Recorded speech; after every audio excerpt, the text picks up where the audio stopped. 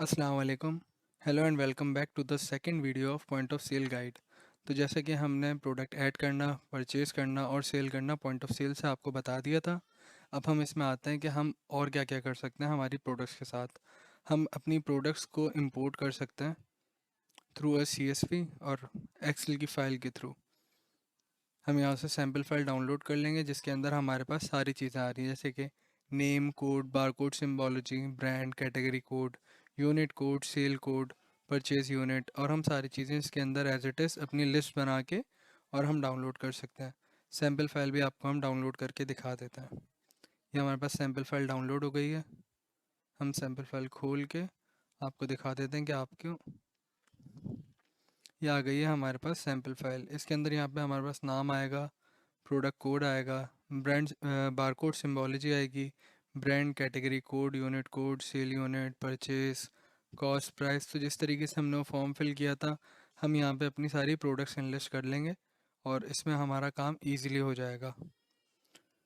अब हमें अगर किसी भी प्रोडक्ट का बारकोड या लेबल हमें प्रिंट करना है तो हम प्रिंट बारकोड स्लैश लेबल के सेक्शन के अंदर आ जाएंगे। हम अपना कोई भी एक आइटम यहाँ से हमने लेज़ ऐड किया था, हम इसमें लेज़ सर्च करते हैं। लेज़ आ गया, हमने इसकी क्वांटिटी 10 कर दी। 24 पर शीट्स के ऊपर जाते हैं हम।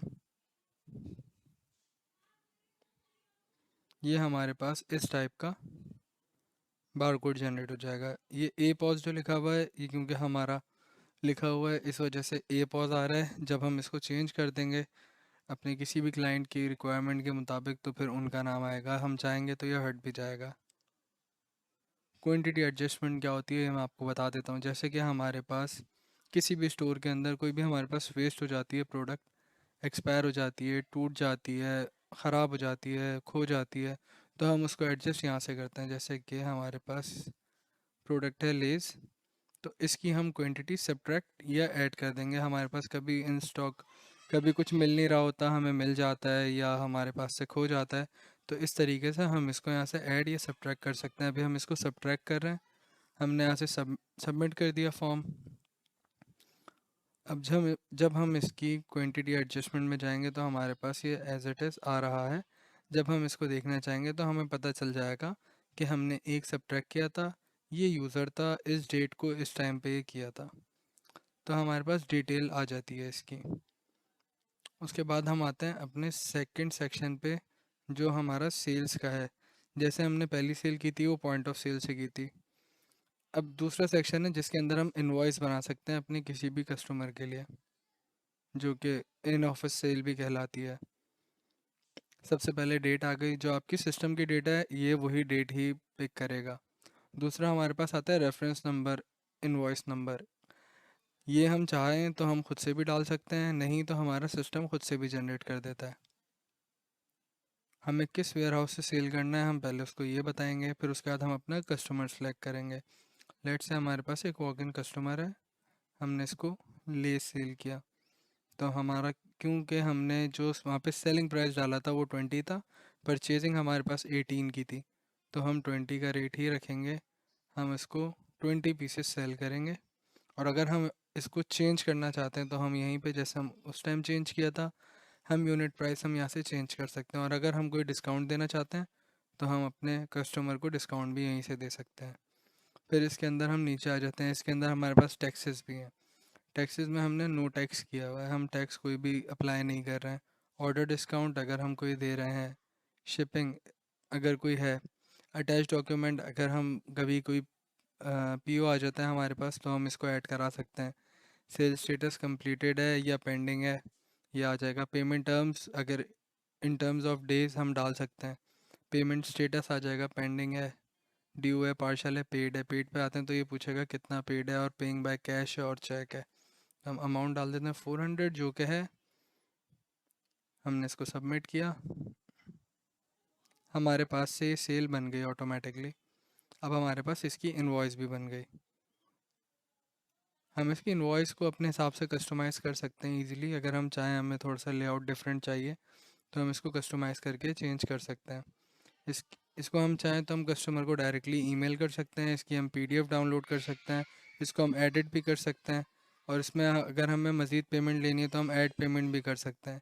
ईमेल करने के लिए हमें बस जो हमारे कस्टमर का ईमेल एड्रेस है हमें वो ईमेल एड्रेस डालना है, या ऑटोमेटिकली पूरी इनवॉइस यहाँ पे चली जाएगी विद सेल नंबर या इनवॉइस नंबर के साथ। अब जब हम इसमें नीचे आते हैं तो हमें कोटेशंस कैसे बनानी है। कोटेशन का भी सिंपल प्रोसीजर है, हम ऐड कोटेशन में जाते हैं, हम अपना कस्टमर सेलेक्ट करेंगे, हम अपना सप्लायर अगर हम चाहें तो हम सेलेक्ट कर सकते हैं कि हम इस सप्लायर से ये चीज़ हम लेके उस कस्टमर को दे रहे हैं, तो ये भी हम इसके अंदर डिफ़ाइन कर सकते हैं। नहीं चाहते हम डायरेक्टली हम अपने एक वॉक इन कस्टमर को हम बनाते हैं, हम इसको लेस की ही हम कोटेशन दे रहे हैं, तो हम क्या इसको यूनिट देंगे, पर यूनिट हम इसको 50 क्वांटिटी दे रहे हैं और हम इसको पर यूनिट 19 दे रहे हैं। हमने इसको सबमिट कर दिया, ये आ गया, टोटल 950 इसका बनता है, हमने इसको सबमिट कर दिया। अब ये हमारे पास लिस्ट कोटेशन के अंदर आ गई कि 950 की है, सप्लायर हमारा कोई भी नहीं था इसलिए हमने नहीं डाला। रेफरेंस के अंदर कोट इसलिए आ गया क्योंकि कोटेशन है।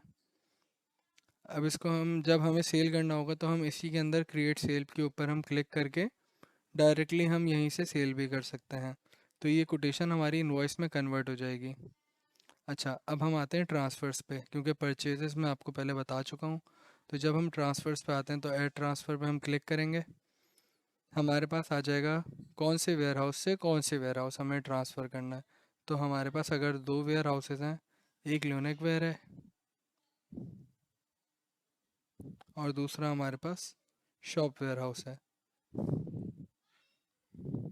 तो हमने अपना प्रोडक्ट मैंने उल्टा कर दिया, तो हम इसको यहाँ से शॉप वेयर हाउस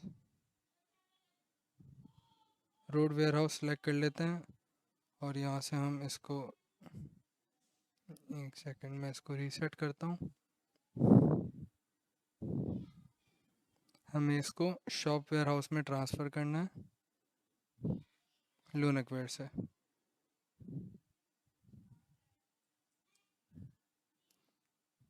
और हमें 20 ही इसकी क्वांटिटी हमें वहाँ पे ट्रांसफ़र करनी है। इसकी नेट यूनिट कॉस्ट हमें वो आ रही है जो हमने परचेज़ किया, क्योंकि जब हम warehouse to warehouse transfer करते हैं तो उसकी जो कॉस्ट होती है वही हमें पड़ रही होती है, इसलिए हम वही रखते हैं। हमने इसको सबमिट कर दिया। अब ये हमारे एक वेयर हाउस से दूसरे वेयर हाउस चली गई है, यहाँ क्या शॉप वेयर हाउस चली गई है लोनिक वेयर से, तो हमारे पास ट्रांसफ़र भी हो गया। इसी तरीके से हम ट्रांसफ़र चाहें तो हम CSV के थ्रू भी कर सकते हैं। अब हम आते हैं रिटर्न्स पे। तो रिटर्न्स हमारे पास दो टाइप के रिटर्न्स हैं। एक वो रिटर्न्स हैं जो हमारे कस्टमर्स के पास इनवॉइसेस मौजूद होती हैं कि उन्हें कोई भी प्रोडक्ट रिटर्न कराना है, तो वो लेके आते हैं, तो वो तो हम डायरेक्टली सेल में से करते हैं, वो मैं अभी आपको बताता हूँ। अगर कोई कस्टमर ऐसा है जिसके पास इनवॉइस मौजूद नहीं है और फिर वो भी आपको कहता है और आप एग्री भी कर लेते हैं, तो आप यहाँ से उसका रिटर्न भी बना सकते हैं। हम रिटर्न करते हैं, हमें कस्टमर का नहीं पता कौन सा कस्टमर है, तो हम एक वॉक इन कस्टमर पे ही डाल देंगे, हमें क्योंकि इनवॉइस नंबर नहीं पता है उसका। एक लेस हमने इससे वापस लिया है, हम सबमिट कर देंगे। डेट हमारे पास जो अभी का टाइम है एग्जैक्टली वही आ गया, हमने इसको सबमिट किया, हमारे पास रिटर्न ऐड हो गया, ये आ गया हमारे पास रिटर्न, और हमारे पास ये प्रोडक्ट लिस्ट के अंदर भी हमारे पास वापस आ गया होगा। इसकी क्वांटिटी 73 है, हमने 100 परचेज़ किए थे, फिर हमने सेल किए, फिर हमने ट्रांसफ़र किए, फिर हमने सब्ट्रैक्ट भी किया। अब हमारे पास टोटल क्वांटिटी बचती है 73। इसके बाद हम चाहते हैं तो हम अपने पास पीपल के अंदर आते हैं, तो हमारे पास मल्टीपल यूज़र्स बनाने का ऑप्शन मौजूद है। हम लिस्ट यूज़र्स में जाते हैं, तो हमारे पास अभी एक ही यूज़र बना हुआ है। हम इसमें ऐड ऑप्शन में जाके, ऐड यूज़र में जाके हम अपने पास मल्टीपल ग्रुप्स बना सकते हैं, ओनर, एडमिन, सेल्स, और जो भी हम चाहते हैं हम बना सकते हैं। उसको नाम, first name, second, last name, gender, company, phone, email, हम पूरी डिटेल्स डाल के, और अगर हम इसके सेल्स में आ जाते हैं तो हमारे पास हमें कौन सा बिलर देना है, कौन सा वेयर हाउस देना है, हमें क्या क्या राइट्स देना है, हम ये सब कर सकते हैं। उसके बाद हम अपने पास कस्टमर्स और अपने सप्लायर्स हो तो हमें वन टाइम ऐड करने पड़ेंगे, ताकि हम उन्हीं से ही जिनसे काम करते हैं उनसे हम काम करते रहेंगे।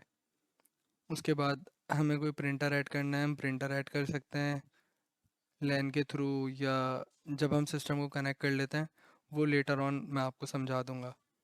हमारे पास मल्टीपल करेंसीज आ जाती हैं, हम कस्टमर्स के ग्रुप्स बना सकते हैं। हम price groups, categories, expense categories, units, brands, variants, tax rates, warehouse, email templates, group permissions. Group permissions के अंदर होता ही है हमारे पास कि हम ग्रुप परमिशंस के अंदर हम नया ग्रुप बना सकते हैं कोई सा भी, और हम उस ग्रुप को मल्टीपल परमिशंस जो हैं दे सकते हैं हम अपने पास से, जो हम देना चाहते हैं। जैसे इसके अंदर प्रोडक्ट व्यू कर सकता है, हमारा सेल्स का कोई भी जो भी एसोसिएट होगा ऐड कर सकता, व्यू कर सकता है, ऐड नहीं कर सकता, एडिट नहीं कर सकता, डिलीट नहीं कर सकता। फिर हमारे पास बाकी भी मल्टीपल ऑप्शंस आते हैं, जिसको हम उसको जो जो राइट्स हम देना चाहें हम दे सकते हैं, और जो जो चाहें हम हटा सकते हैं। तो ये थी अब तक की सेकंड वीडियो, और थर्ड वीडियो में और थोड़ी सी डिटेल्स इसमें हम आपको बताएंगे।